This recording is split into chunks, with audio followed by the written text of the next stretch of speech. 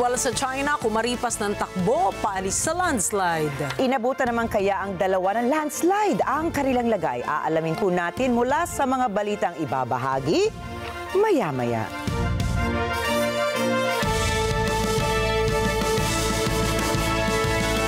Magandang gabi. Ako po si Ricky Matay. Ako si Nina Richie Alago Flores. Ito ang mata ng Agila International. Para naman sa mga headlines ngayong araw ng Biyernes. Pilipinas nanawagan sa mga ASEAN nations na magkaisa sa gitna ng banta sa West Philippine Sea. Kamara magsasagawa ng investigasyon ukol sa ghost beneficiary sa Senior High School Voucher Program ng Education Department.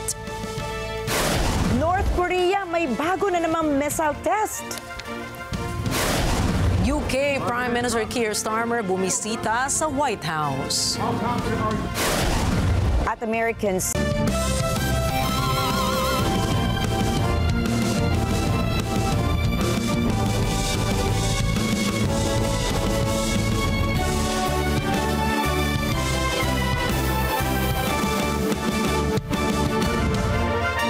nanawagan ng Pilipinas sa mga kapwa nitong miyembro ng Association of Southeast Asian Nations o ASEAN na magkaisa sa gitna ng mga banta sa seguridad ng West Philippine Sea o WPS.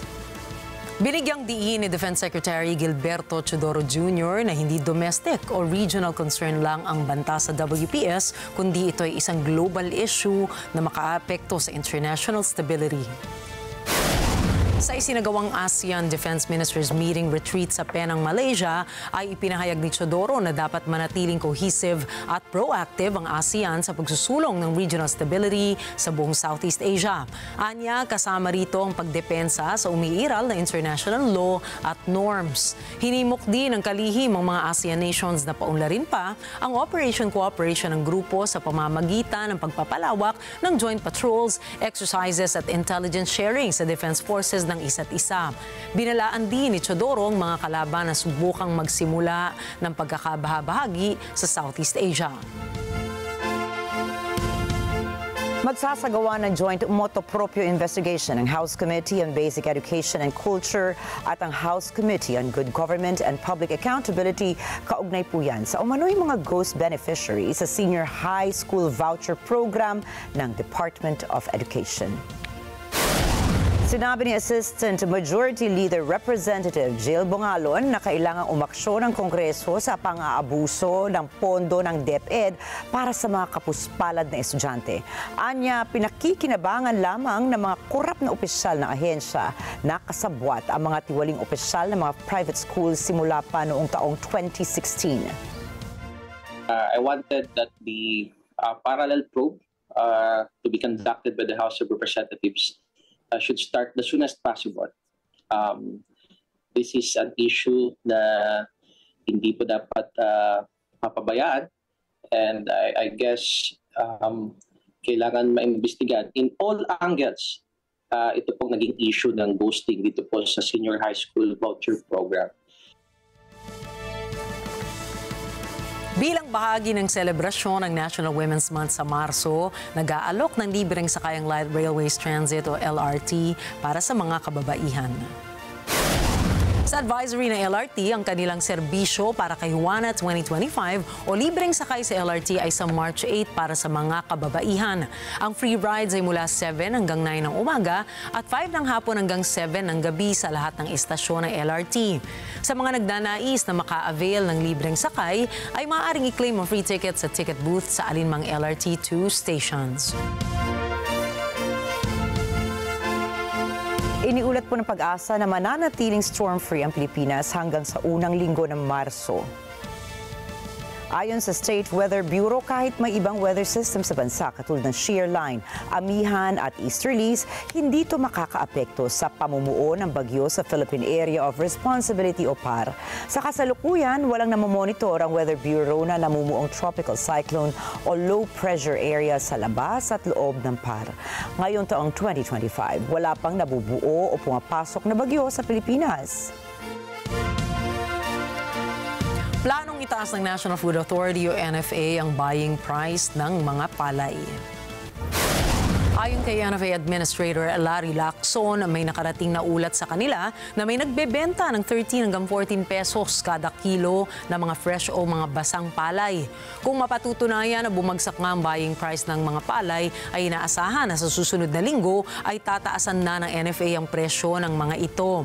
Sa ngayon, ang NFA buying price ng wet palay ay nasa 18 hanggang 19 pesos kada kilo, habang ang dry na palay naman ay nasa 23 pesos kada kilo. Umaasa naman ang ahensya na magkakaroon ng dagdag na kita ang mga magsasaka kapag napataas na nila ang buying price ng mga palay. At good news naman po para sa mga motorista dahil asahan sa susunod na linggo ang halos nasa pisong bawas presyo sa mga produktong petrolyo.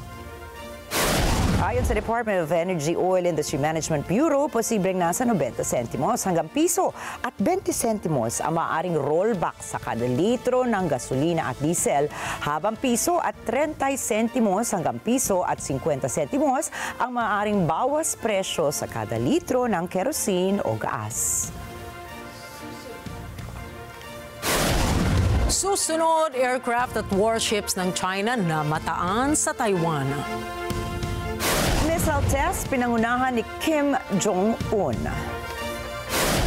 At United Nations itinigil ang food aid sa Sudan. Yan at iba pang mga balita sa pagbabalik ng Mata ng Agila International.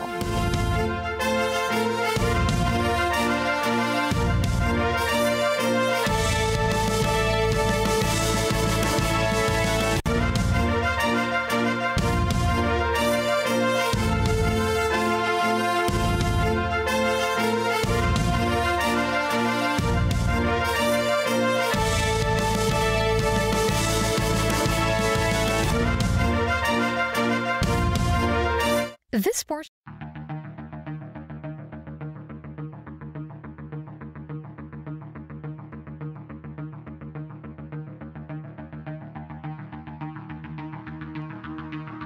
This event honors those who have made an extraordinary impact in shaping the marketing landscape and advocates of sustainability, education, and social enterprise. Here are the 43rd Agora Awards by the Philippine Marketing Association. It was a matter of really taking time to understand the consumer, how you can unlock the pain points that they're experiencing. That's what we do.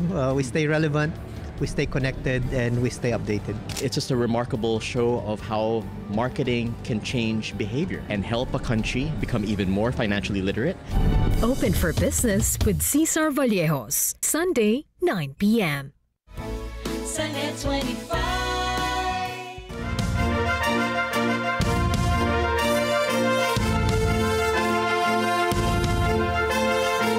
Na-detect ang nasa 45 Chinese aircraft malapit sa Taiwan.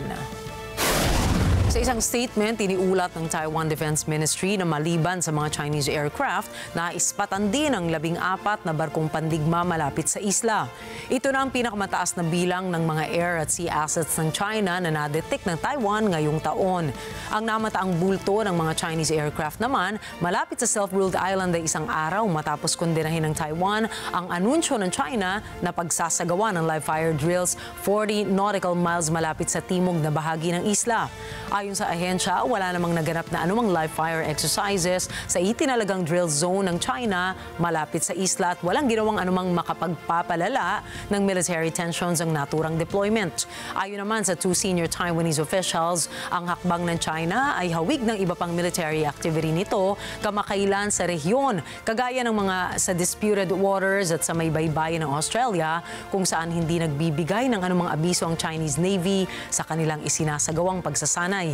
Ayon naman sa Beijing, parte lamang daw ito ng isang routine training exercise at wala naman silang balak palakihin ang naturang issue.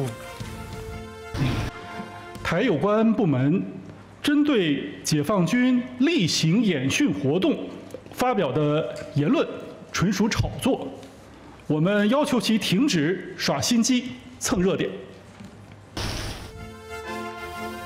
Nasa 40 Uyghurs ang pinadeport ng gobyerno ng Thailand patungo sa China. Matapos ang 10 taong pananatili sa Bangkok Detention Center ay dinala na ang mga ito sa Hanggang region sa China. Itinuloy pa rin ito ng Thailand kahit napangamba ang mga sinasabing o pangamba ng mga sinasabing right groups na mahaharap ang mga ito sa torture o aabot pa sa kamatayan. Inakusahan kasi ang China ng pagsasagawa ng krimen at paglabag sa karapatang pantao maging ang posibilidad ng genocide laban sa mga Uyghur population at maging mga Muslim ethnic groups sa northwestern region ng Hanggang. Ito rin ang unang pagkakataong pinadeport ng Thailand ang mga Uyghur na ang huli ay noon pang taong 2015. Nag-aalala naman si U.S. State Secretary Marco Rubio sa kalagayan ng 40 Uyghur deportees pabalik sa China.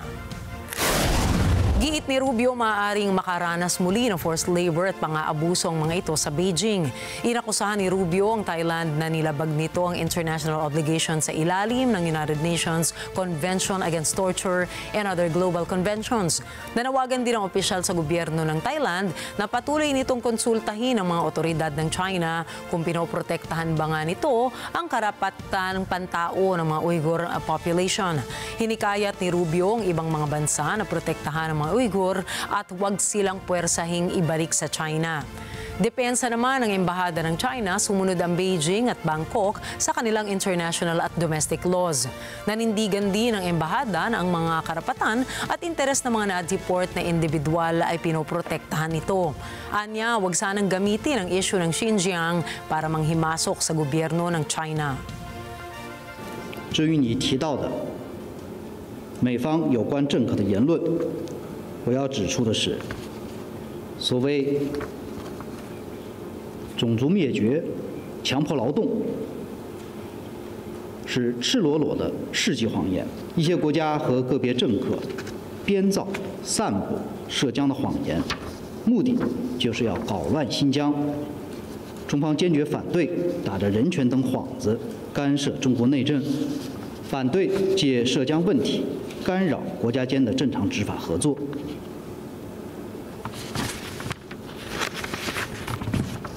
有关方面和政客应停止炮制、散布涉疆的谎言、谬论。 Hindi naman silang ayunan ng United Nations ang pag-deport ng Thailand sa 40 Uyghurs pabalik ng China.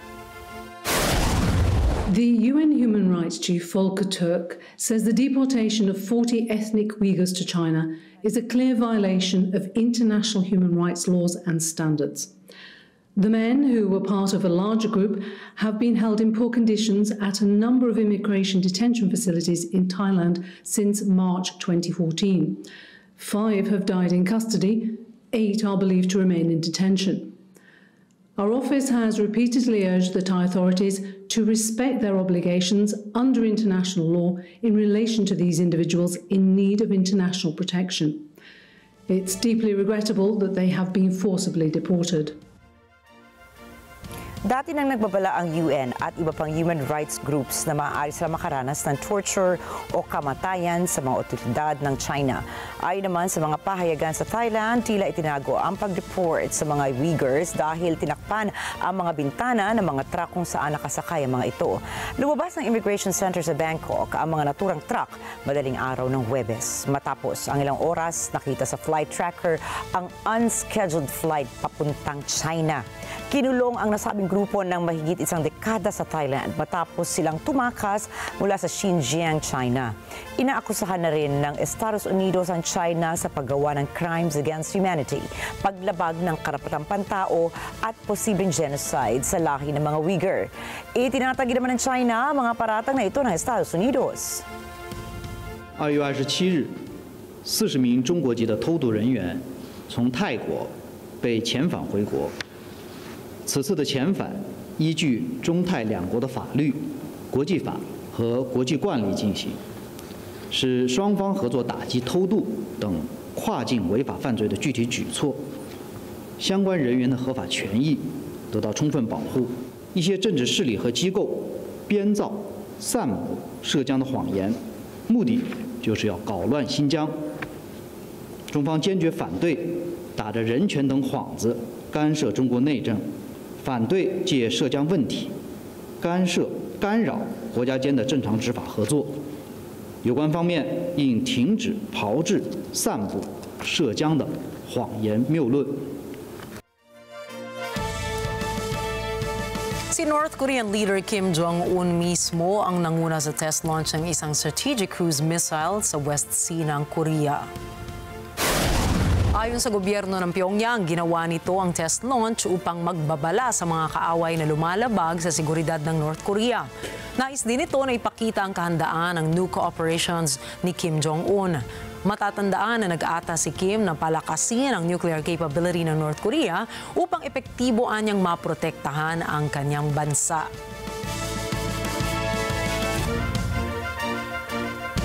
$1.5 billion na crypto assets ang nawawala sa cryptocurrency site na Bybit. Sino po kaya ang tinuturong grupo ng Federal Bureau of Investigation na nasa likod ng biggest crypto heist in history? Lovely Apple Joyce Fabros para sa detalye. Inakusahan ng US Federal Bureau of Investigation o FBI ang North Korea ng pagnanakaw ng $1.5 billion na digital assets sa cryptocurrency exchange na Bybit. Ayon sa FBI, kinonvert ng grupong Trader o Lazarus ang mga ninakaw na crypto assets sa Bitcoin at ikinalat ito sa iba't ibang address sa maraming blockchains. Inilipat nila ito ng iligal sa iba pang platforms o systems at pagkatapos ay kinonvert sa fiat currency. Dati nang nasangkot ang Trader sa isang hacking incident. Ang grupong ito ang siyang pinaniniwalaan noon na responsable sa pag-hack sa Sony Pictures bilang paghihiganti raw para sa pelikulang The Interview, na ayon naman sa North Korea ay isang palabas na pangungutya kay Pyongyang leader Kim Jong-un. Hindi naman nagbigay ng komento ang North Korea ukol sa kasalukuyang alegasyon ng FBI. Lovely Apple Joyce Fabros para sa mata ng Agila International, trusted, connected, on point. Kinumpirma ng militanteng grupong Hamas nitong Huwebes na handa na silang magsimula ng pag-uusap hinggil sa ikalawang phase ng ceasefire sa Gaza. Nangyari ito matapos pakawala ng ilang daang mga Palestinians mula sa mga bilangguan ng Israel kapalit ng mga katawan ng 14 Israeli hostages. Ang palitan ng mga bihag na ito ay nagmarka sa unang pagtatapos ng phase ng ceasefire na nagsimula noong Enero 19 matapos lang ang ilang linggong putukan. Sa isang pahayag, binigyang diin ng grupo ang tanging paraan upang mailigtas sa mga natitirang hostages sa Gaza ay ang patuloy na pagsunod sa ceasefire deal. Ayon naman kay Israeli Energy Minister Eli Cohen, ang pagbabalik daw ng mga natitirang 59 hostages ay isang mataas na prioridad at sinabi niyang walang kasunduan para sa ikalawang phase ng ceasefire kung mananatili ang Hamas sa Gaza. Nanindigan si Cohen na nagsabing mas malakas ang kanilang posisyon ngayon sa negosasyon dahil sa suporta ng bagong administrasyon ng Estados Unidos. Diragsa ng mga sugatan ng isang ospital sa Congo matapos sumabog ang isang bomba sa rally ng mga rebelde. Angela Guzman po para sa balitang yan. Dose-dosena ang namatay at higit sa 60 naman ang sugatan ng pasabugan ng isang rally ng mga rebelde sa silangang bayan ng Bukavu. Ayon sa mga biktima, pinaulanan sila ng mga granada. Un sachet jeté devant nous là-bas. On n'a pas su ce qui était dans ce sachet.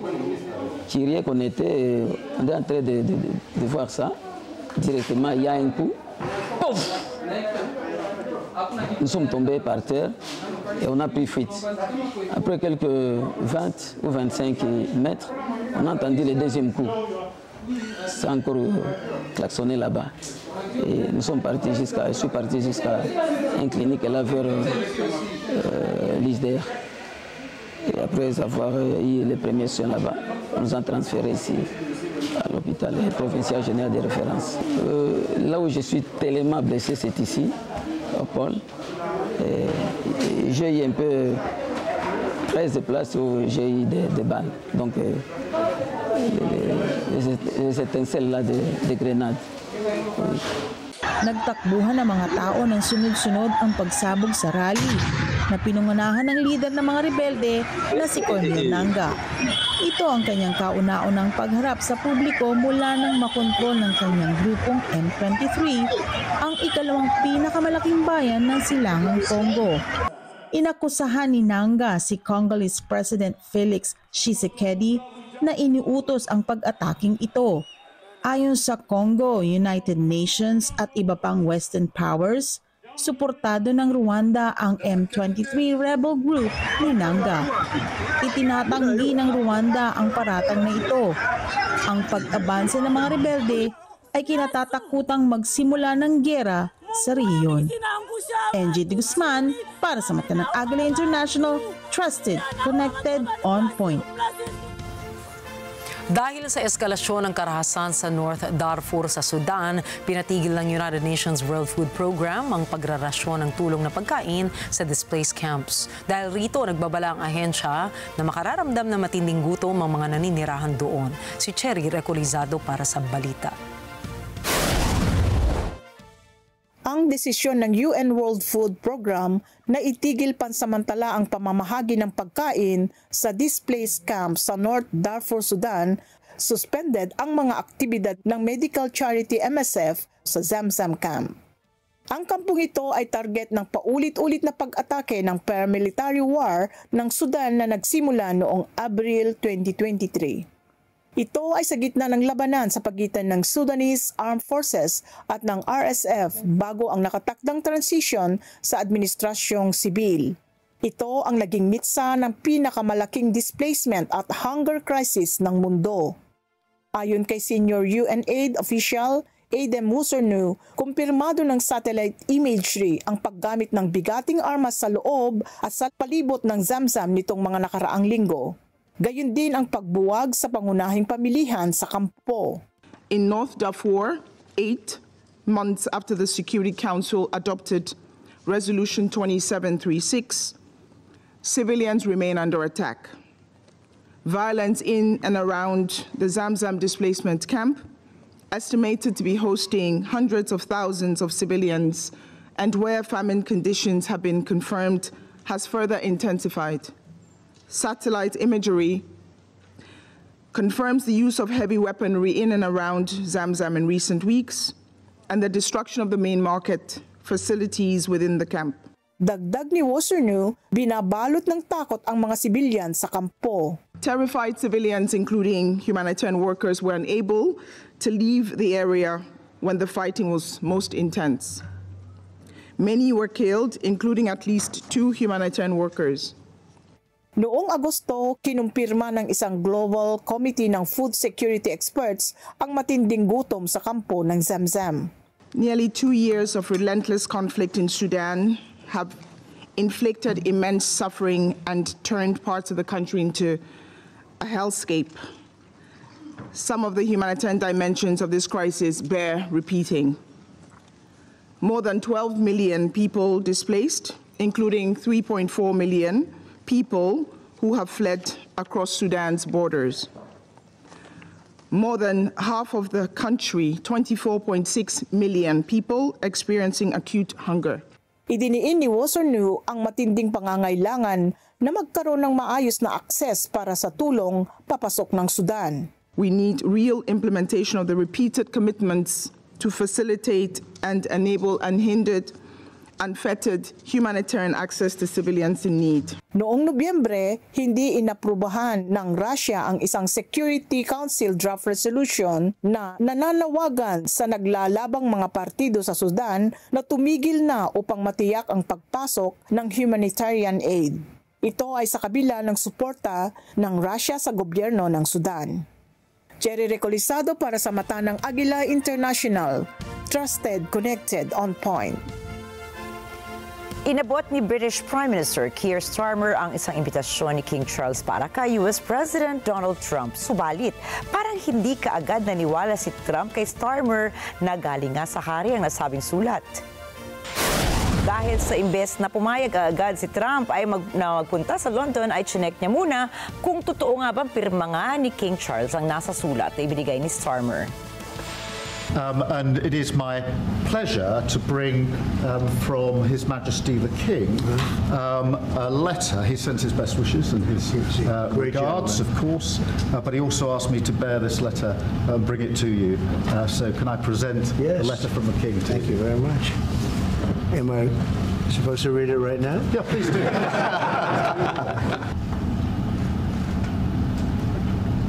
Oh, that's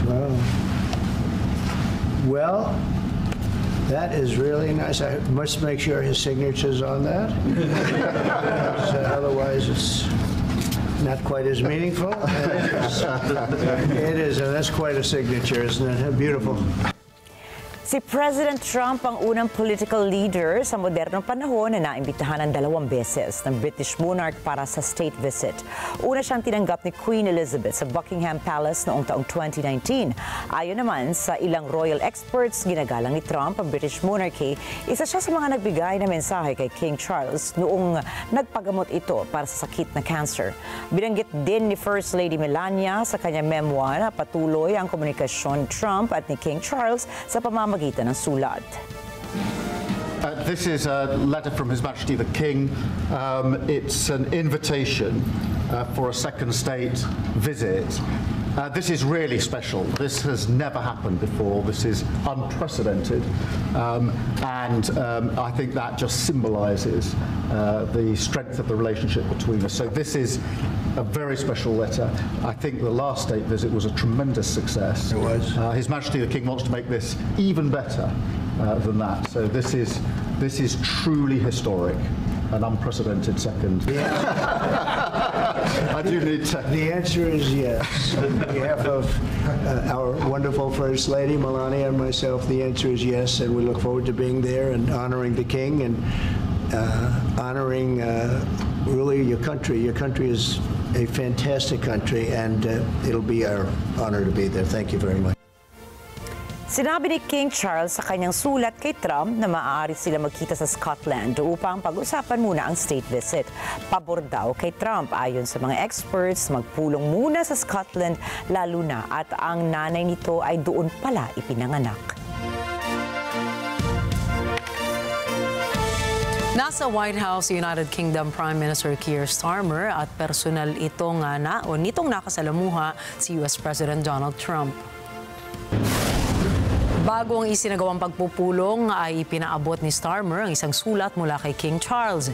Ilan sa mga tinalakay ng dalawang opisyal ay ang kalagayan sa Ukraine para matapos na ang giyera nila ng Russia at ang pagpapalakas ng depensa. Ang nasabing pagbisita ni Starmer ay isang araw bago ang pagtungo sa White House ni Ukrainian President Volodymyr Zelensky para talakayin naman din ang usaping pangkapayapaan sa pagitan nila ng Russia.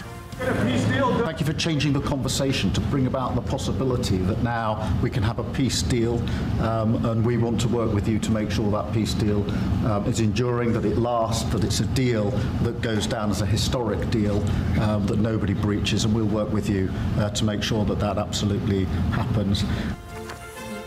Nag-iba naman ang diskurso ng usapan ng dalawang pinuno ng Estado nang tanungin si Donald Trump ukol sa mga naging komento ni US Vice President J.D. Vance ukol sa kanyang mga komento sa Munich Security Conference na ikinagalit umano ng mga ibang pinuno ng Estado ng Europa.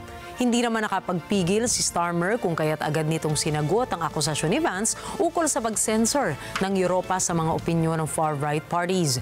Iginiit ni Starmer na walang nangyayaring censorship sa kanilang bansa at kung maaari ay huwag sanang dipahin ng Estados Unidos ang pamamalakad ng ibang mga bansa. Yeah, look, I said what I said, which is that we do have, of course, a special relationship with our friends in the UK and also with some of our European allies, but we also know that there have been infringements on free speech that actually affect not just the British, of course, what the British do in their own country is up to them, but also affect American technology companies and by extension American citizens. So that is something that we'll talk about today at lunch. We've had free speech for a very, very long time in the United Kingdom, and it will last for a very, very long time. Well, no, I mean, certainly we wouldn't want to reach across US citizens, and we don't, and that's absolutely right. But in relation to free speech in the UK, I'm very proud of our history there.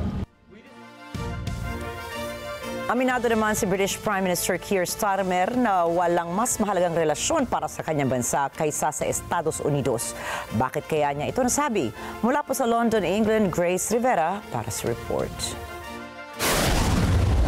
Because when United Kingdom and the United States work together, great things happen.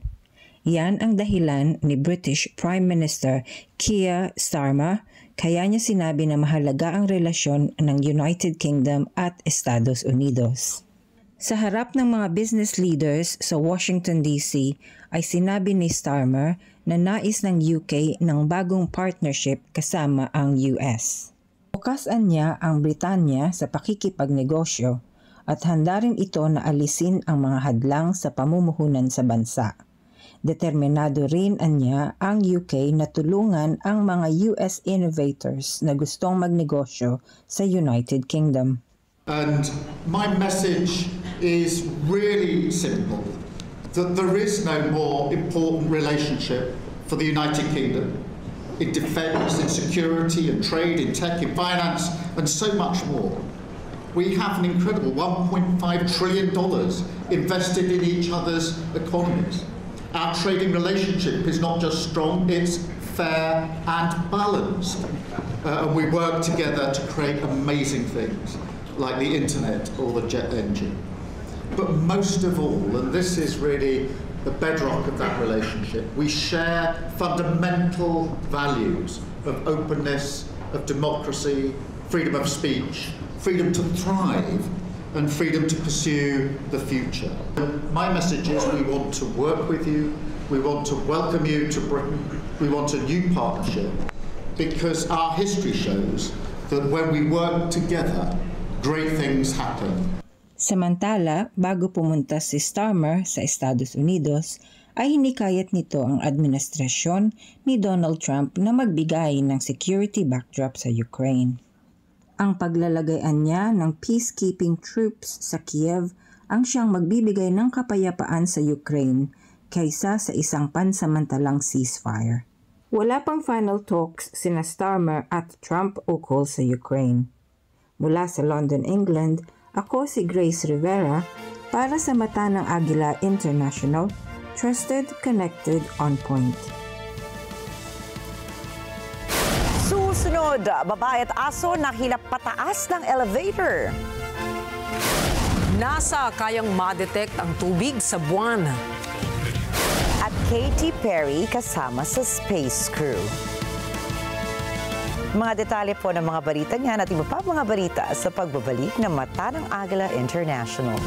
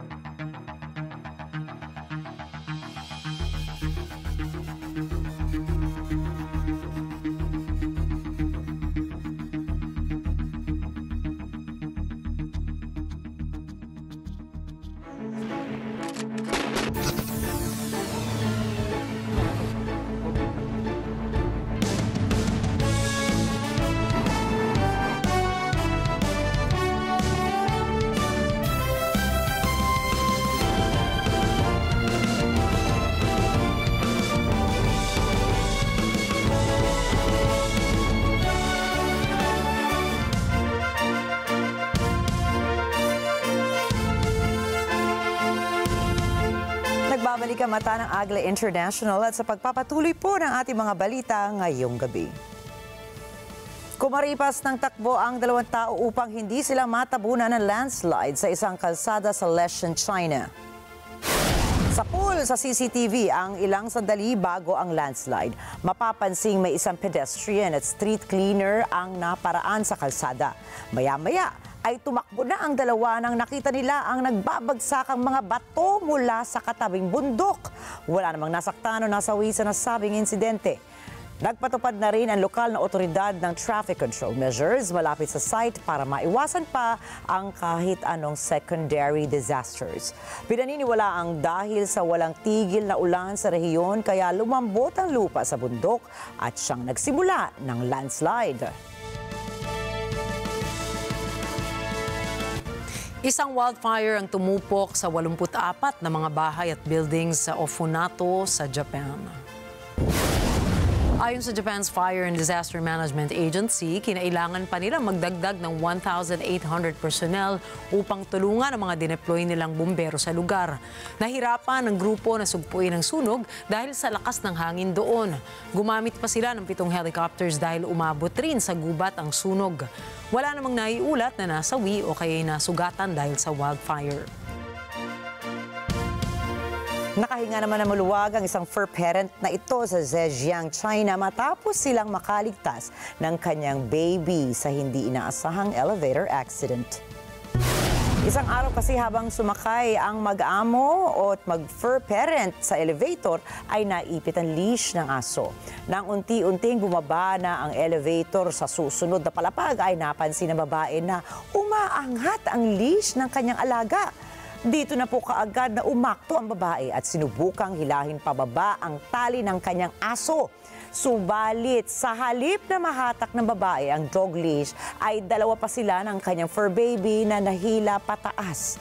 Buti na lamang, bago mahuli ang lahat, ay napigtas ang dog leash at pareho silang bumagsak pababa sa sahig. Nagbabala ang hepe ng United Nations Human Rights Office ng mas lumalalang labanan sa Sudan na ayon sa ahensya ay dahilan ng lumalala ring bilang ng mga namamatay dahil sa gutom. Si Rosel Feria para sa balita. Isang araw matapos pansamantalang itigil ng UN World Food Program ang pagrarasyon ng pagkain sa displaced camp sa North Darfur ng Sudan, nagbabala si UN High Commissioner for Human Rights, Volker Turk, ng maramihang pagkamatay dito dahil sa gutom. Sudan is a powder keg on the verge of a further explosion into chaos and at increasing risk of atrocity crimes and mass deaths from famine.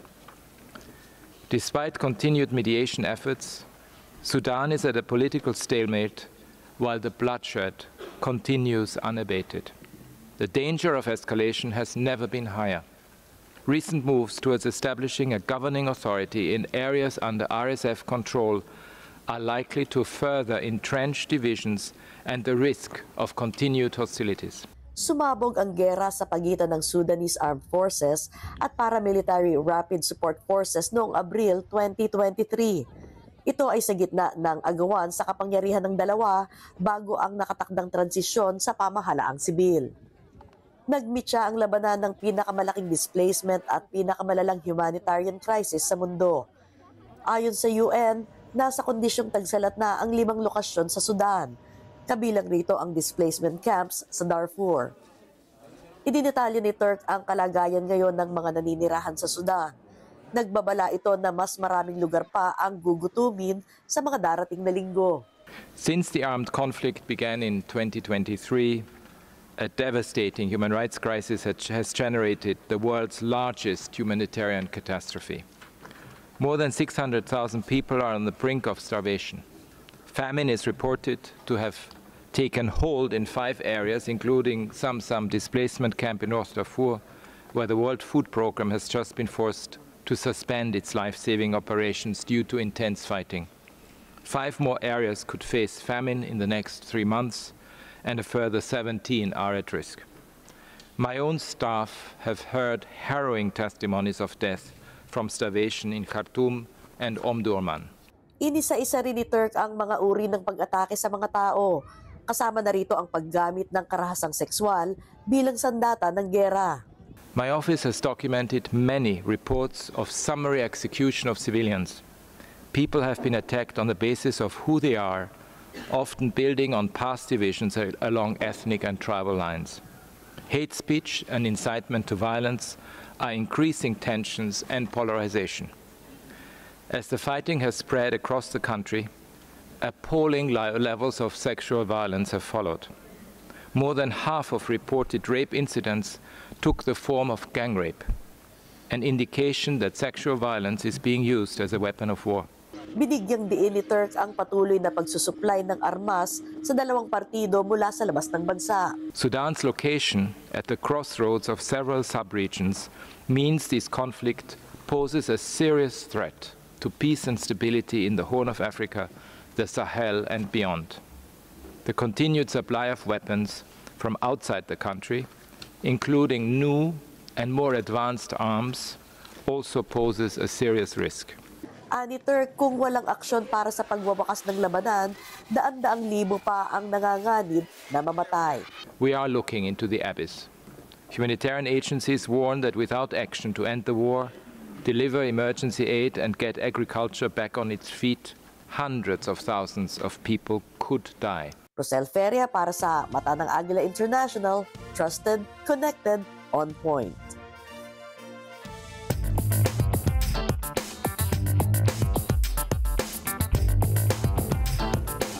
Maraming car makers ang nahihirapan ngayong makipagkumpetensya sa lumalagong industriya ng electric vehicles gaya ng Tesla at BYD.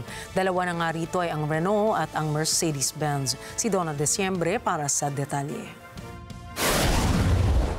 Marami mang automaker giants ang nagsulputan sa merkado ay tumaas pa rin ng 3.5% ang operating profit ng Renault.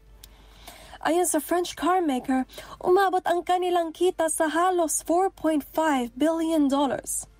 Mas mataas ito kumpara sa $4.39 billion na profit forecast. Mas mababa rin anila ang kanilang gastos sa kabila ng mga bagong modelo ng kotse na kanilang inilabas. Samantala, sinabi ng Mercedes-Benz na bumagsak ng 40% ang car earnings nito. Inaasahan din ng German automaker na magkakaroon ng malaking pagbaba ang kanilang 2025 earnings dahil sa panibagong cost-cutting plan nito. Target ng Mercedes-Benz na palakasin ang sales and margins nito ngayong taon. Pinag-iisipan na rin ng kumpanya kung paano sosolusyonan ang alalahanin ng mga investors ukol sa kakayahan ng Mercedes-Benz na makisabay sa isang pandaigdigang merkado na kasama ang electronic vehicles ng Estados Unidos at ng China. Ilan sa mga nakikitang remedyo ng kumpanya ay ang paglalabas ng mas maraming modelo ng kotse na gumagamit ng petrolyo at diesel. Donna Diciembre para sa Mata ng Agila International. Trusted, connected, on point.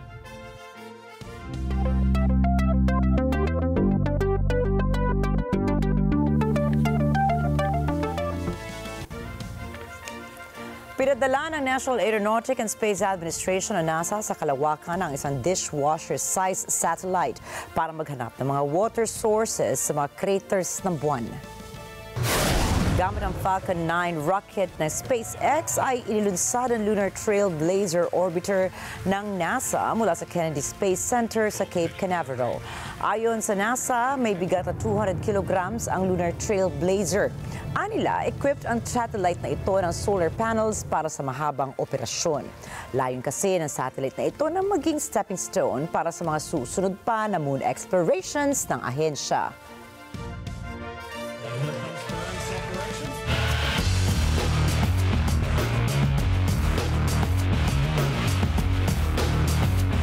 Nais panatilihin pa rin ng Gilas o ni Gilas Pilipinas coach Tim Cohn ang ipinatupad nitong programa at mga manlalaro sa pagsabak nila sa FIBA Asia Cup sa buwan ng Agosto. Ito ay kasunod ng mga pagkatalo sa last window ng FIBA Asia Cup qualifiers at sa second Doha International Cup. Git nito na hindi magbabawas o magdaragdag ang gilas, depende na lamang sa kasalukuyang manlalaro nito kung nais nilang manatili pa sa national team. Ilan kasi sa balakid kapag nagdagdag ng mga manlalaro ay ang budget, ganun din ang oras na pagbiyahe para sa mga mag-iensayo. Magugunitang matapos ang panalo sa Qatar ay nabigo ang gilas sa Egypt at Lebanon sa nagdaang friendly game sa Doha. Maging sa final window ng FIBA Asia Cup qualifiers ay bigo sila sa kamay ng Chinese Taipei at New Zealand.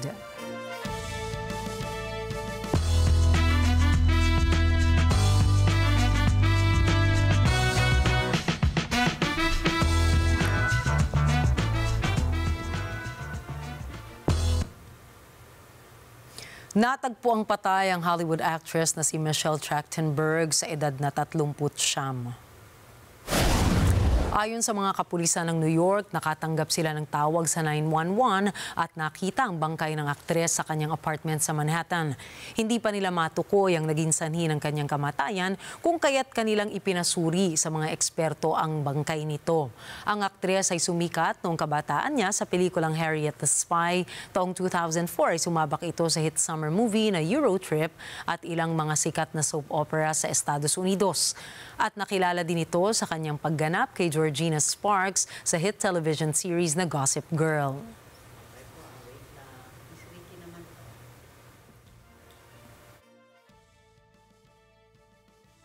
Natagpo ang wala na buhay ang kilalang aktor na tanyag sa kanyang mga pelikula at ang asawa nito na si Betsy Arakawa, 64 years old, pati ang kanilang aso na wala na ring buhay sa kanilang bahay sa Santa Fe, New Mexico. Patuloy pa rin ang ginagawang investigasyon ukol sa insidente. Samantala, kilala si Gene Hackman na nanalo ng 2 Oscars sa kanyang 60-year career sa pelikula, telebisyon at teatro. Dati rin itong marine at kilala sa kanyang raspy voice. Naging bahagi rin siya ng mahigit 80 pelikula at kilala sa kanyang kakayahang magbigay ng malalim na pagganap sa mga karakter na bida kontra bida. Nakuha ni Hackman ang unang nominasyon para sa Academy Award para sa kanyang papel bilang kapatid ni Clyde Barrow sa pelikulang Bonnie and Clyde noong taong 1967. Kasunod dito, muling nakuha ni Hackman ang nominasyon para sa Best Supporting Actor sa pelikulang I Never Sang for My Father noong taong 1971. Sumikat pa ang pangalan ni Hackman nang gampanan nito ang papel ni Popeye Doyle, isang matapang at determinadong detective mula sa New York sa pelikulang The French Connection noong taong 1971 na nagbigay naman sa kanya ng Academy Award para sa Best Actor. Nanalo rin siya ng Best Supporting Actor Oscar noong taong 1993 para sa kanyang papel bilang isang malupit na sheriff sa Clint Eastwood movie na Unforgiven.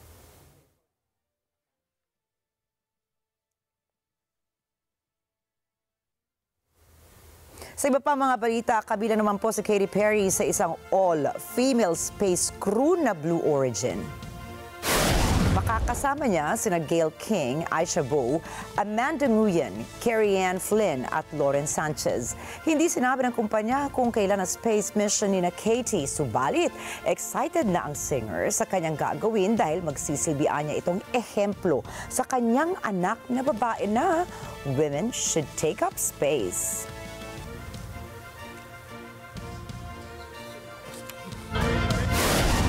Susunod, Japan gumagamit na rin ng AI robots. Robot Dog Athletics event inilunsad ng isang Chinese media group.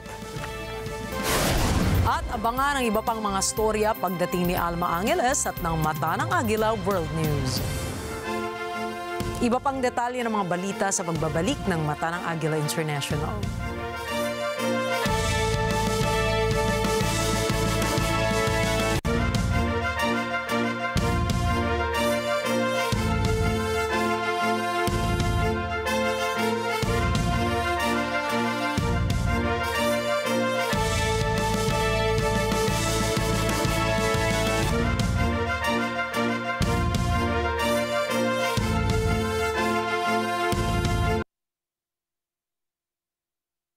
Alam namin ang iyong pagsisikap. Dama namin ang iyong mga sakripisyo. Kita namin ang pagharap mo sa bawat pagsubok. Kaya sa kabila ng mga hamon ng buhay, nandito kami para umalalay. Kasi katulad mo, gusto rin namin ang magandang bukas para sa kanya. Hatid namin ang dekalidad na edukasyon at makabagong pasilidad sa abot kayang halaga. Kaya huwag ka na mangamba, sasamahan ka namin tuparin ang mga pangarap niya.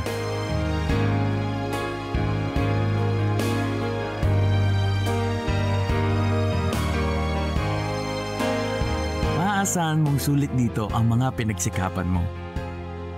Sa aming mga makabagong pasilidad at sistema ng edukasyon. Mailalabas natin ang aking talino at mga kakayahan niya. Kahit sa munting halaga, makakasiguro ka na makakasabay siya sa mabilis na pag-ikot ng mundo. Sa new era, karamay mo kami sa bawat hamon. Kaagapay mo kami sa bawat hakbang. Kasama mo kami sa bawat ngiti at tagumpay.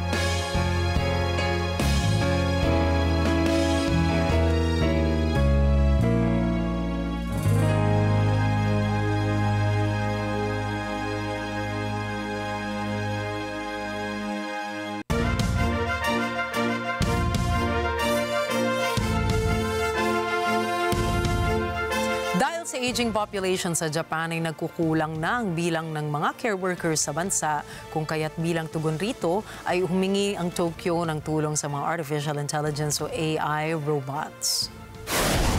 Nagdevelop ang mga mananaliksik sa Waseda University ng AI-driven humanoid robots na dinisenyo para mag-alaga sa mga elderly. Pinondohan ito ng gobyerno ng Japan bilang bahagi ng care facility ng Tokyo sa mga susunod na dekada. Batay sa datos ng Tokyo, inaasahang babagsak ng 10% ang bilang ng mga taong nasa age bracket na 15 to 64 sa 2035.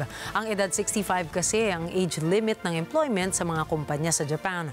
Naniniwala naman si Professor Shigeki Sugano, ang lead researcher sa proyekto, na magiging matagumpay ang kanilang proyekto. Anya, ang mga robot sa sasagot sa labor shortage na posibleng maranasan ng Japan sa mga susunod na taon. Dagdag pa ni Sugano, maaring sa taong 2040 ay mailulunsad ang AI rec sa publiko, habang sa 2050 naman ay maaaring maging autonomous ang robot sa mga nursing care facility.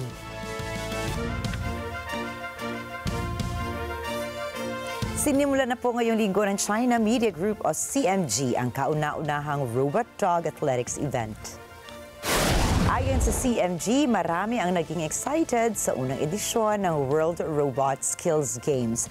Anila, layo ng event na ito na itampok ang athletic prowess ng mga quadruped robots sa iba't ibang karera at field sports din.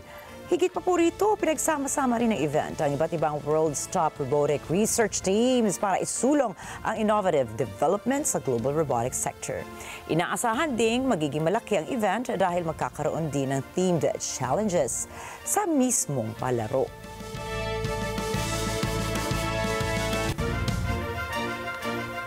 Akalain mo, Nina? Yun, sige, go. Gusto ko marinig yan. Akalain mo, napakabilis talaga ng araw. Totoo dahil yan. Last day na of February. Bukas ay Marso na. And the weekend approaches. Parang diba? Parang siyang tulay na tatawid ka from February to March. Tapos, pa-weekend. So parang feeling ko lang, parang special tong weekend na paparating. Special talaga, diba? Nakos, kaya sana po ay maging special din ang inyong mga weekends. For sure. At see you next month. Oo. Naku, wag naman silang mainip. Kasi mga dalawang araw lang naman. Tulog lang po. Magpapamiss lang po kami ng konting-konti. Ayan. So magkita-kita po tayo muli sa Lunes. Happy weekend, everybody. At tandaan, mula Lunes hanggang Biyernes, narito kami ni Nina para maghatid ang balita sa atmang dako ng mundo. Magandang gabi po. Happy weekend. Ako muli si Ricky Matay. At happy weekend sa inyo. Ako naman si Nina Richie Alago Flores. Ito pa rin ang Mata ng Agila International. Para naman po sa mga balitang nangyari rin sa iba't ibang panig ng mundo, punta naman tayo kay Alma Angeles para sa Mata ng Agila World News. Take it away, Alma.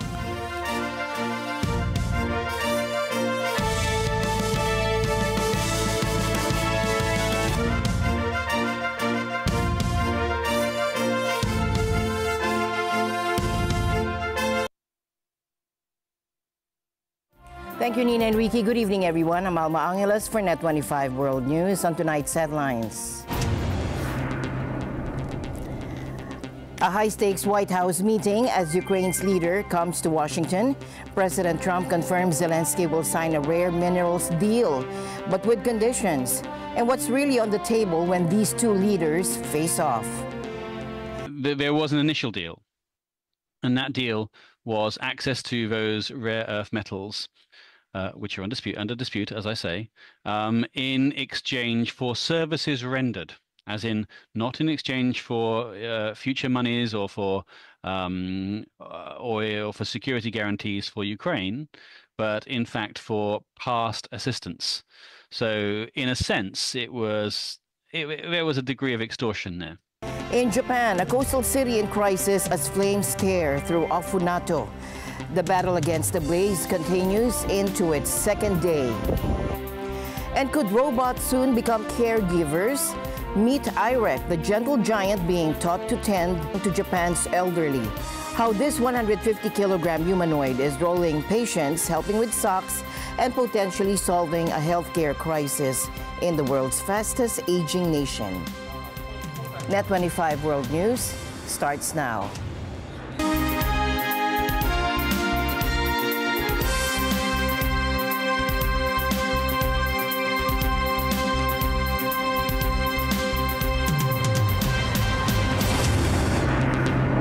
In a diplomatic gesture with royal backing, British Prime Minister Keir Starmer has delivered a special invitation to current U.S. President Donald Trump during his White House visit today.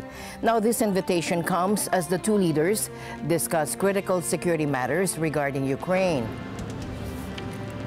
Royal diplomacy was on display at the White House today as British Prime Minister Keir Starmer arrived with more than just policy proposals. Tucked in his pocket was a personal invitation from King Charles III, offering President Trump a second state visit to Britain. It is my pleasure to bring from His Majesty the King a letter. He sends his best wishes and his regards, of course, but he also asked me to bear this letter and bring it to you. So can I present the letter from the King to you? Thank you very much. Am I supposed to read it right now? Yeah, please do. Well, that is really nice. I must make sure his signature's on that. Otherwise, it's not quite as meaningful. It is, and that's quite a signature, isn't it? Beautiful. This is a letter from His Majesty the King. It's an invitation for a second state visit. This is really special. This has never happened before. This is unprecedented. The answer is yes. On behalf of our wonderful First Lady, Melania, and myself, the answer is yes. The royal gesture came as Starmer sought stronger security guarantees for Ukraine. While both the UK and France have offered to deploy peacekeeping troops in the region, President Trump appeared unmoved on additional military commitments. Despite the cordial exchange, clear differences emerged over Ukraine during their press conference. While Starmer pressed for lasting security guarantees, Trump focused instead on potential trade opportunities. My concern is that if there's a deal, and I hope there is a deal, that it must be a lasting deal, that it's not a temporary measure. And that is why I think it's really important that Putin knows that this deal, a historic deal, which I very much hope comes about, is there, and it's a lasting deal, and that we're able to deal with any inclination he has to go again or go further. I think we'll have two deals. I think we'll have a deal on ending the war, and I think we're going to end up with a great trade deal with you. And it's an honor to be with you, and I want to thank everybody very much. Thank you very much. As President Trump accepts this unprecedented second royal invitation, the key question remains whether diplomatic gestures, even those with royal backing, will influence his approach to Ukraine's security concerns. In what appears to be a shift in tone, President Trump has walked back previous criticisms of Ukraine President Volodymyr Zelensky during today's press conference. During his joint appearance with British Prime Minister Keir Starmer, President Trump was confronted with his past characterization of the Ukrainian leader. When asked directly by a journalist if he still considered President Zelensky to be a dictator, and Trump appeared to distance himself from his earlier comments. Do you still think that Mr. Zelensky is a dictator? Did I say that? I can't believe I said that. Next question. We have a lot of respect. I have a lot of respect for him. We've given him a lot of equipment and a lot of money, but they have fought very bravely, no matter how you figure it. They have really fought. Somebody has to use that equipment, and they have been very brave in that sense. Now, sitting alongside Starmer in the Oval Office, Trump also said he thinks a peace deal reached with Russia would hold, and said he doesn't think Putin would invade Ukraine again. Do you think that Vladimir Putin would be likely to invade again in the event of a peace deal? I don't think so. I think when we have a deal, it's going to be the deal. I don't believe he's going to violate his word. I don't think he'll be back. When we make a deal, I think the deal's going to hold. Now, they're going to have security. You're going to have security. You're going to have soldiers. I know France wants to be there. Now, when asked if Putin could be trusted, Trump said this. You know, it's trust and verify, let's call it that. And I think we both can be that way. You have to verify, because you never know what's going to happen. I know. A potentially game-changing minerals agreement between the U.S. and Ukraine has raised significant questions about its feasibility and implications. Now, President Trump confirmed today that Ukrainian President Volodymyr Zelensky will visit the White House to sign what he called a very big agreement on rare earth minerals. But experts are questioning the deal's practicality amid ongoing territorial disputes. But the agreement has sparked debate among experts who question both the scale of Ukraine's mineral deposits and the feasibility of mining them during an active conflict. James Nixie, director of the Russia-Eurasia program at Chatham House, explains. So the Ukrainians are claiming that they have some 5% of the world's rare earth metals in their territory. That is to say, in internationally recognized Ukrainian territory, which is not the same as what Kiev actually controls right now, of course. However, even this figure is disputed. There are reports out there which suggest that that has been overestimated and that Ukraine does not have as much as it claims, which brings into question the whole nature of the deal. But beyond that, of course, as Ukraine is a country at war, as it is a country that is under occupation in parts of its territory, then this brings into question the fact that it means that the war is a huge variable, the outcome of the war. So whether a deal is done or a victory is achieved on the battlefield will have an effect on the deal itself. So it does seem rather premature to agree on a deal when you don't know the full extent of the deposits and you don't know who's controlling them. The stakes are particularly high given the strategic importance of these minerals. Russia and China currently supply 55% of the world's uranium enrichment capacity, and Russia's invasion of Ukraine has dramatically altered global supply chains for these critical resources. Nixie suggests the initial proposal had troubling undertones. There was an initial deal, and that deal was access to those rare earth metals, which are under dispute, as I say, in exchange for services rendered, as in not in exchange for future monies or for oil, for security guarantees for Ukraine, but in fact for past assistance. So in a sense, there was a degree of extortion there. Ukraine was to hand over its wealth in return for what it had supposedly been given.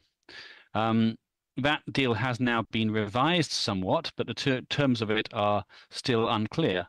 The agreement comes amid a complex diplomatic landscape. President Trump, who once called Zelensky a dictator, now appears to be pursuing a closer relationship. According to Nixie, Zelensky may be considering significant concessions. We know that in one of his rasher moments, shall we say, that President Trump called Volodymyr Zelensky a dictator without elections. Zelensky's response was, well, I'm happy to cede power, but if I do so, then I'm going to need something back from you. So he seems willing. He appears willing to make a certain self-sacrifice if Ukraine gets something in return. But as it stands, and I need to be clear about this, Ukraine isn't getting enough back for there to be a substantial deal. Despite these concerns, Ukraine sees value in securing a formal agreement with Washington. Well, I think there is some value to Ukraine, which is why they're going ahead with this, not just in a meeting with President Trump, but ensuring that there can be some sort of concrete relationship, something which actually significantly gets done. As for the ultimate outcome of this complex situation, Nixie offers a sobering assessment.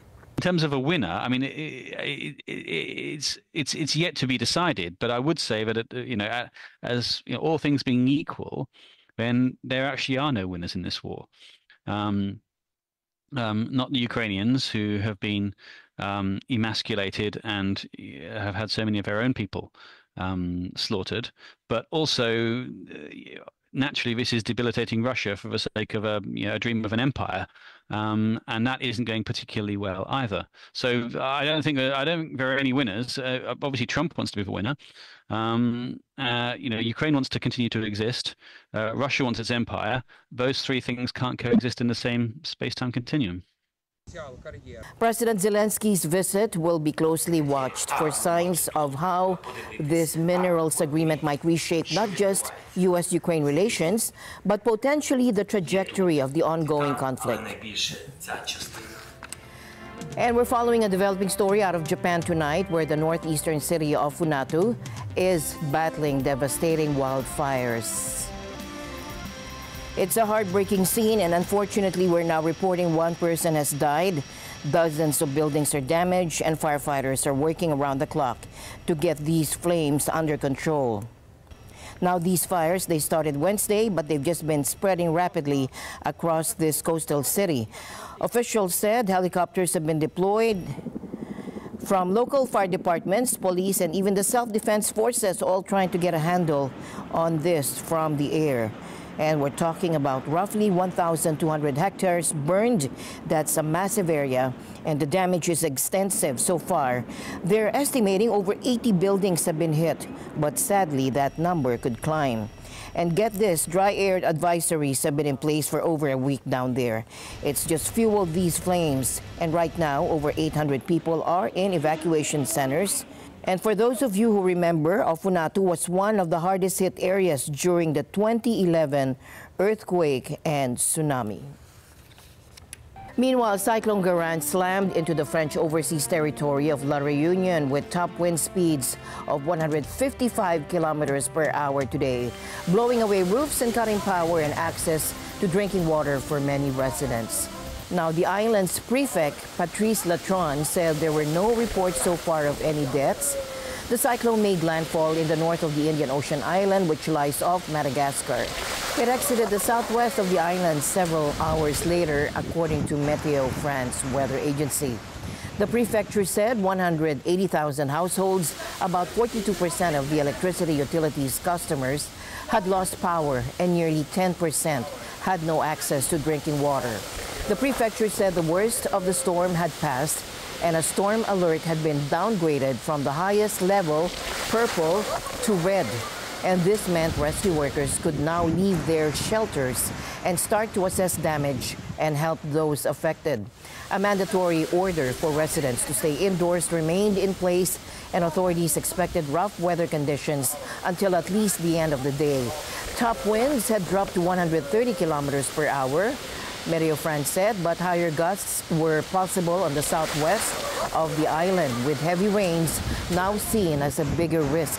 In nearby Mauritius, authorities reopened the airport after a threat from the storm eased. 2 Russian divers have tragically lost their lives in a Philippine scuba incident.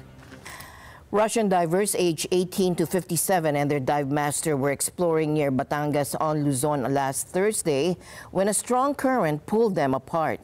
While 3 divers managed to surface and return to their boat safely, rescuers later recovered the bodies of 2 men. The first victim was pronounced dead upon arrival at a local hospital. The second, found between 4 and 5:30 p.m., was retrieved after being caught in the jaws of a shark. his arm missing, and it's still unclear whether the shark attack caused his death or if he was already deceased. Notably, shark attacks in these waters are exceedingly rare, with no incidents recorded in the past year. And the news continues here on NET25. We'll be right back.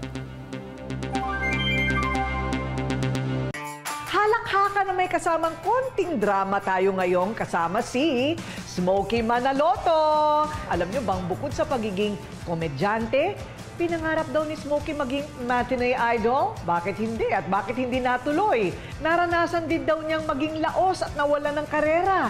Lagi raw busted. Totoo ba yon pagdating sa mga babae? At para mamendang kanyang broken heart, totoo bang bumili siya ng BMW? Sosyal ha? Yan at marami pang iba, dito lang niya isisiwalat sa kauna-unahang pagkakataon sa Corina Interviews. Tuwing linggo po yan, 6 p.m. sa NET25. Sa NET25.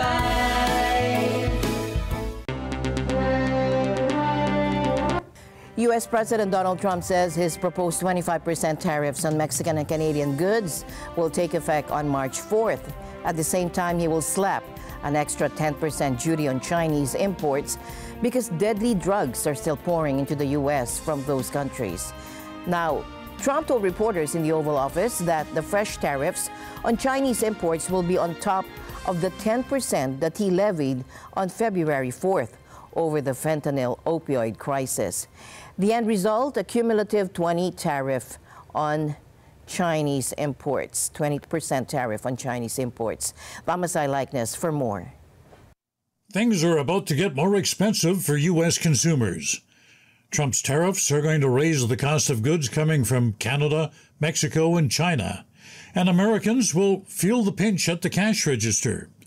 A lot of fresh fruit and vegetables are brought in from Mexico, especially during the winter months. Chinese goods dominate the shelves of retailers. And Canada supplies raw materials, things like lumber, oil, car parts, and other items. All of that means higher prices and a boost in the inflation rate. Trump justifies the import surcharges, saying the three countries are responsible for the drug crisis in the U.S. He had given Canada and Mexico a one-month reprieve from the tariffs, but he says he doesn't believe a lot of progress has been made to stem the flow of illegal narcotics. I don't see it at all, no, not on drugs. The drugs come in through Mexico. They come, a lot of them, not all of them, but a lot of them come from China. China's embassy has not commented on the latest tariffs. And Canadian Prime Minister Justin Trudeau dismisses Trump's claims that a lot of fentanyl comes from America's northern neighbor. For months now, I've been emphasizing that less than 1% of the fentanyl that arrives in the United States comes from Canada. But we know that even that 1% or less than 1% should be reduced, which is why we've invested $1.3 billion in strengthening our border capacities with Black Hawk helicopters, with drones, with 10,000 people patrolling our borders and keeping Canadians and Americans safe. Mexican President Claudia Sheinbaum says she hopes to reach a deal with the U.S. She says top Mexican officials are in Washington for talks with the U.S. government. The goal is to protect the trade treaty between Mexico, the U.S. and Canada, and within this frame see what actions to take to strengthen the three economies. So, Mexican ministers in Washington, D.C. have studied the issues thoroughly, and there have been previous discussions. So I hope we can reach an agreement, and on March 4th we can announce another thing. Canadians in particular are not impressed with the impending trade war. Many are boycotting American products. Others have canceled planned U.S. vacations. And for his part, Trudeau says Canada's not about to roll over and take Trump's economic bullying. If on Tuesday there are unjustified tariffs brought in on Canada, we will have an immediate and extremely strong response, as Canadians expect. Trump's next target will be the European Union. He says the relationship between the United States and the EU hasn't been good. And we do have problems with the EU because they've tariffed us. They do it in the form of a VAT tax, which is about 20%, and many other taxes. They sue our companies. They sued Apple, got $16 or $17 billion, which was, I think, totally a ridiculous decision.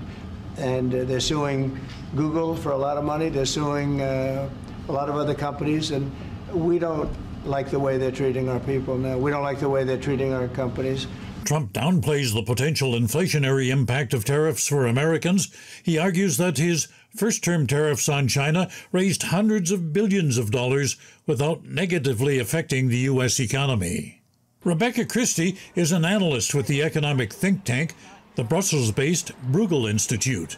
She says she's not surprised by Trump's tariff talk. Trump's whole political brand is to create a sense of victimhood, to create a sense that the most powerful people in the most powerful country in the world are somehow the people who are truly being harmed here. She adds it's difficult to say what the American president will do, as he's reversed himself many times. Christie describes him as a disruptive force. Trump is creating uncertainty, he's creating chaos, he likes to make headlines, and he likes to convince his base that he is defending the U.S. from some sort of oppressor, defending U.S. companies, U.S. workers, U.S. rich people. Someone out there is oppressing, again, the world's biggest economy, the world's richest economy, some of the richest people in the world. We should expect him to keep saying these things. We should look for what he actually does, what his actions are, and not just react to every single thing that he says is going to happen.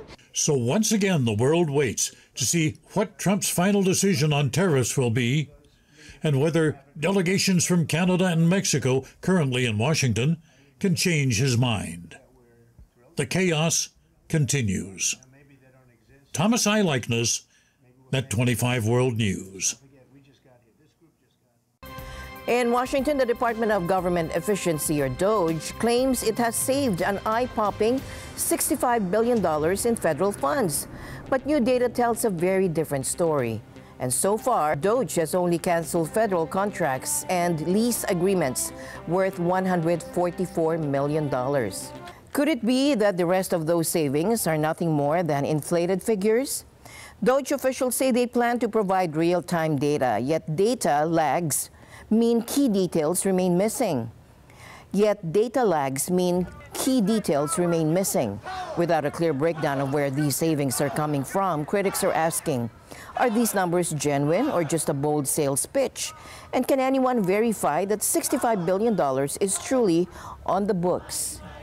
Launched on January 2025 under President Trump to streamline government operations and trim waste, DOGE was led by none other than his close aide, Elon Musk. I actually just call myself a humble tech support here because this is actually, as crazy as it sounds, that is almost a literal description of the work that the DOGE team is doing. The overall goal here with the DOGE team is to help address the enormous deficit. We simply cannot sustain as a country $2 trillion deficits. The interest rates, just the interest on the national debt, now exceeds the Defense Department spending. We spend a lot on the Defense Department, but we're spending over $1 trillion on interest. If this continues, the country will become de facto bankrupt. It's not an optional thing, it is an essential thing. That's the reason I'm here. And taking a lot of flack, and getting a lot of death threats, by the way. I mean, I like to stack them up, you know. But if we don't do this, America will go bankrupt. That's why it has to be done. Yet, despite these bold claims, DOGE's latest report only confirms the cancellation of 2,299 federal contracts across 47 departments, nearly double last week's count. But still, lists lease cancellations at just $144 million. Previous errors have only added fuel to the fire. A reported $8 billion in savings on one contract was later corrected to $8 million, and supposed cuts of nearly $900 million from the Department of Education's budget are now under intense scrutiny, with independent reviews suggesting that nearly $400 million may have been wasted. As experts from both sides weigh in, many are questioning whether DOGE's numbers are more smoke than substance. Also, we will make mistakes. We won't be perfect, but when we make a mistake, we'll fix it very quickly. U.S. Secretary of State Marco Rubio sharply criticized Thailand for sending at least 40 detained Uyghurs back to China, saying the move puts them at serious risk of torture and persecution. The UN Human Rights Office called Thailand's return of at least 40 Uyghurs to China a clear violation of international human rights laws on Thursday. It's now important for the Chinese authorities to disclose their whereabouts. And U.S. Secretary of State Marco Rubio condemned the move and called on Thai authorities to, quote, fully verify continuously that Chinese authorities protect Uyghurs' human rights. The Uyghurs held in Thailand were part of a group of 300 who fled China and were arrested in 2014. Some were sent back to China and others to Turkey, with the rest kept in Thai custody. Rights groups accuse Beijing of widespread abuses of Uyghurs, a mainly Muslim ethnic minority numbering about 10 million in the western region of Xinjiang. Beijing denies any abuses. Chinese Foreign Ministry spokesperson Lin Zhen said the detainees were repatriated in line with the laws of both countries. Thailand's defense minister said China had given its assurances that the group would be looked after and that they were sent back in accordance with international standards. The images have already spread worldwide. If we go back on our promise to our neighboring country, it would be wrong, not just towards them, but the whole world would see it. Therefore, I am confident that China will take good care of this group of people. Now, more details have emerged in the case of actor Gene Hackman's mysterious death. The 95-year-old icon was found on his kitchen floor by sheriff's deputies executing a search warrant at his Santa Fe home, while his 64-year-old wife, pianist Betsy Arakawa, and the couple's dog were discovered in a bathroom amid scattered prescription pills. Here's more. Yeah, I was thinking... More details have emerged regarding the death of actor Gene Hackman, who was found dead of unknown causes alongside his wife and their dog at the couple's home in Santa Fe, New Mexico. After entering with a search warrant, sheriff's deputies found the body of the 95-year-old actor on the kitchen floor. His wife, 64-year-old pianist Betsy Arakawa, and the dog were found in the bathroom with scattered pills from an open prescription bottle on the bathroom counter. Authorities said on Thursday that both Hackman and Arakawa appeared to have suddenly fallen to the floor, and neither showed signs of blunt force trauma. A sheriff's department statement said foul play was not suspected, but authorities said the deaths were, quote, suspicious enough in nature to require a thorough search and investigation. According to the warrant application, a maintenance worker first discovered the bodies. A 911 call released Thursday by Santa Fe County revealed that the worker could not access the home, but that he could see a woman on the floor through the window. Santa Fe 911, what is the emergency? Hello, my name is... I'm the caretaker for Santa Fe Summit. I'm here about past 10,000 waves. I think we just found one deceased person inside a house. What's the address here? There's no address. There's no address. I'm going to wait for you at the gate. I'm going to wait for you to please send somebody really quick. The home's front door was ajar, although there were no signs of forced entry. There were also no obvious signs of a gas or carbon monoxide leak, but those possibilities were still under investigation on Thursday, while detectives were awaiting autopsy reports and toxicology test results.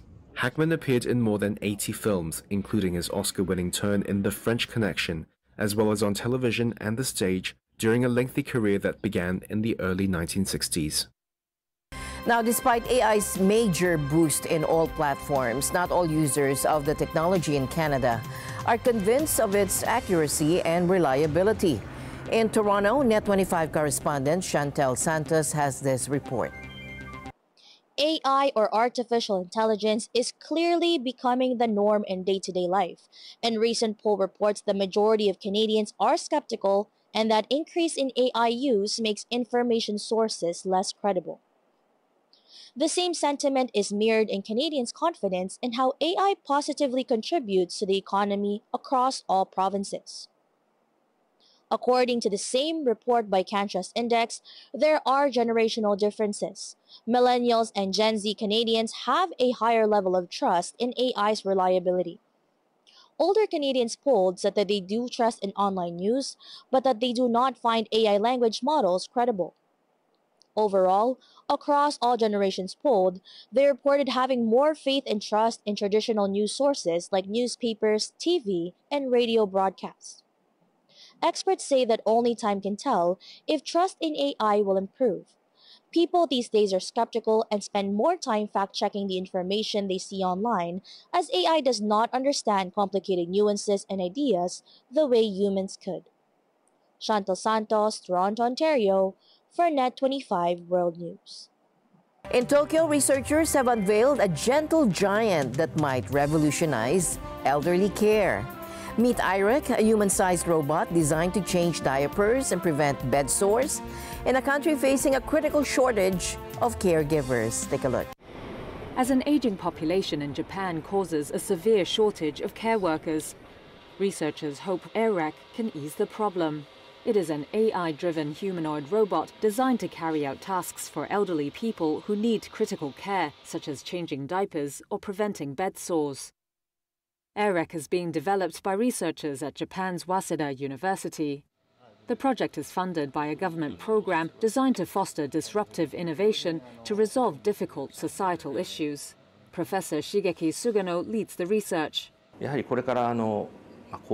As we are entering a super-aging society and the birth rate is declining, we will need robots' support in providing medical and elderly care and in our daily lives. Unfortunately, the current robot technologies are still in a premature stage when it comes to interacting with people and supporting them. The ultimate goal of our project is to somehow achieve that. Sugano says IREC can make physical contact with people safely and adjusts its actions in response to spontaneous human moves. A dwindling working age in Japan has prompted the country to turn its eyes to robots for a solution. Over the next decade, the number of people in the 15 to 64 age bracket is projected to fall almost 10%, according to the National Institute of Population and Social Security Research. This care facility in Tokyo is already experimenting with various smart devices to help reduce caregivers' burden. Its COO, Takashi Miyamoto, says a chronic labor shortage in the elderly care sector will likely only get worse. He believes the days when robots will work alongside human caregivers are, quote, certain to come. Resident Yukiko Namekata was asked about her view on the possibility of having a robot care worker. She said, "Isn't it a little too early for that?" Care worker Takagi is cautiously optimistic about the use of robots.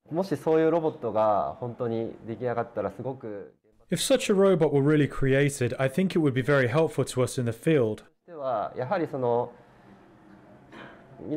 However, I'm a little bit worried that the warmth generated from human interaction between residents and caregivers and the subtle communication, such as reading the room and understanding the situation, might be difficult to replicate.